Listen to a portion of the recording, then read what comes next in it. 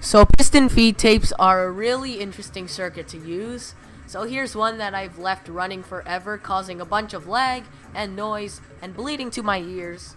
So shut up, piston feed tape, nobody likes you. So what are these useful for? So if we take a cauldron, I said a lot of so's already. If we take a cauldron and we fill it with water, and we just replace this with a filled cauldron, and we can take a comparator output out of it. So let's get a comparator. So here's a really interesting way to make a clock. So there's a really simple way to make a clock, but piston feed tapes aren't just useful for that. Many logic-based redstone contraptions use it, like 7-segment displays and anything related to memory too, because you can cycle cauldrons like this with glass or solid blocks or any other power sources that are movable. So what I've done is I've made a couple piston feed tapes that are really easy to make, and I use observers. So start with the horizontal one.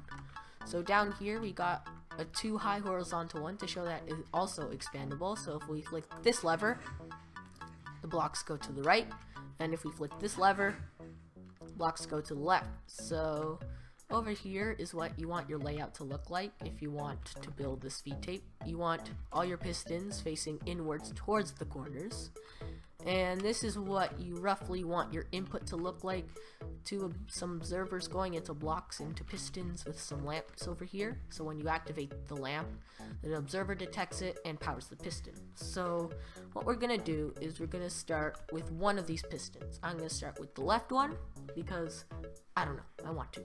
So what we have to know is when we activate this piston, it's gonna push all these blocks this way. So we're going to use these observers to detect that change in blocks to activate the next piston. So we're going to put an observer facing outwards and an observer facing towards that piston. And you kind of want to just do that all the way around. So this piston is going to push these blocks over there, and it's going to activate this next piston, and it's going to activate this next piston. So what we've done is we've made a piston feed tape that goes in one direction now. So if we flick this lever, the piston feed tape goes all the way around. There we go. So now we have to make the other way work, because it only goes one way and you want it to go 2 ways. So when we activate this piston, these blocks cycle the opposite direction, so we have to detect that with another observer and activate the next piston with an observer, and we just kind of cycle through that throughout the entire thing. So we have just made 2-way piston feed tape. So now it goes in 2 directions. So if you want to expand this like this, you can make it infinitely high, but I don't want to because that's going to take forever. So you can just stack as many pistons up. I'm just going to stack an extra one so you can see how it works. So starting here, you can just put a piece of redstone, and already it's going to activate these 2 pistons, but if you want to continue it infinitely upwards, you just have to alternate between observers and redstone dust. So we'll just do that. We'll just stack up a bunch of observers here. So where these observers are facing outwards, we'll put an upwards observer, and we'll just put another observer facing into the pistons, just like that. And we can just cycle around like that, stacking all of these pistons just like that. So once you're done with all your redstone, then you can place in your blocks, if you didn't beforehand, because I didn't. So once you're done placing your blocks, you should have however tall you made this feed tape. I don't know how tall you want to make it. And now it should be able to work. So if we flick this lever, actually let's put some blocks so we can see it moving. If we flick this lever, it should go that direction, and flick the other lever, goes the other direction. So there's a horizontal one, but we don't just want horizontal ones. Maybe you need a vertical one. So here's a vertical design that I made. We flick this lever the blocks cycle down and we flick this lever, they go the other direction, as you wouldn't think it would. So here's what your layout has to look like, just like the other one. Pistons facing the inside corners, and the starting point and end point, I guess, has to have a block in it. And for our inputs, we're just using levers with redstone lamps with observers in this formation over here. So let's start with the piston that's going to push upwards. So these blocks are going to go upwards. So we'll make an observer detect that change, and this piston will activate next. And like the other one, we just cycle through the entire tape. So now we have a piston feed tape that goes in one direction again. So now let's make it the other direction. So this pin's going to activate first. We'll detect that movement, activate this piston, and we cycle around again. Just like that. So now we have a piston feed tape that goes in both directions. So if you want to expand it, you just put pistons again facing the corners. And then after that, I'll show you how we put in the observers and the other inputs. So in this case, we can just put another observer facing that way because the lever can detect the lever.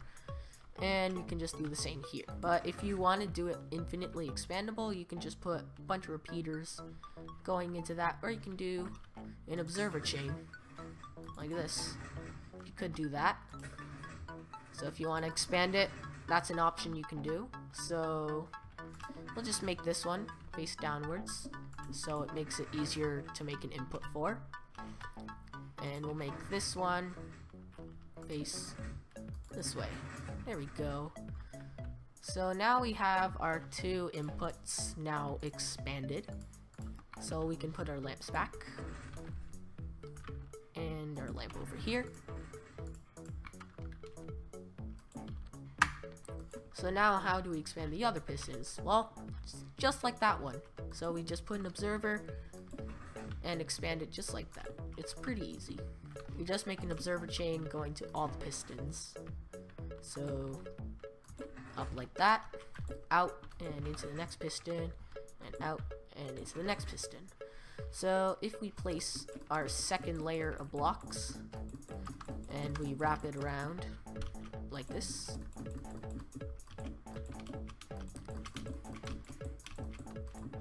so if we flick this lever, the blocks should go that way, and if we flick this lever, the blocks will go the other way. So there are two basic designs, but you could tell that we have two other designs that aren't so basic. So let's start with this one and save the best for last.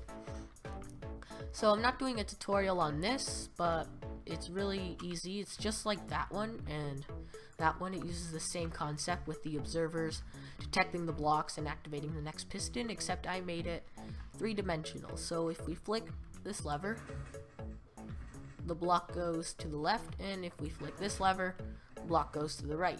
So the trail of the blocks is when you activate this, it goes this way, then up, and then back, and then to the left, and then back again, and then back down. But if you want to make one of these infinite conveyor belts, because you can make it infinitely big, as long as it shares an endpoint, it has to be like a complete loop, just like that. And speaking of loops, I have a really circular one over here. So this is, I've never seen one on YouTube. This may be the first circular piston feed tape on YouTube. So if we push this button, the pistons move in a circular motion, and the blue block gets pushed to the next position. So if we push it again, this block is going to go here. So let's watch that again.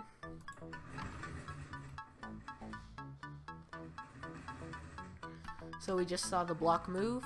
So basically how this works is when we push the button, it activates this lamp, which updates this observer, which activates this piston. And basically we have a long circular chain of all the horizontal pistons activating, so all the pistons going left and right. And we have this pulse extender, so basically when we activate it once, this piston will retract the observer, and once this pulse extender is done it's done, like when it's unpowered, so by the time all these horizontal pistons finish pushing, this piston will spit out its observer, and all the vertical pistons that go up and down will push their blocks, completing the cycle. So let's look at it again. There are the horizontal pistons, and there are the vertical pistons right there. So I have a challenge for you. If you can make a circular piston feed tape, and this is the minimum size, you can make it however big you want, but it has to be like actual, like circular. It has to look like a circle. So I'm giving you guys the challenge to make a circular piston feed tape and see if you can come up with a better concept than this. So other than that, I hope you enjoyed this little concept video of making these cool piston feed tapes with observers. So I'll see you in the next video.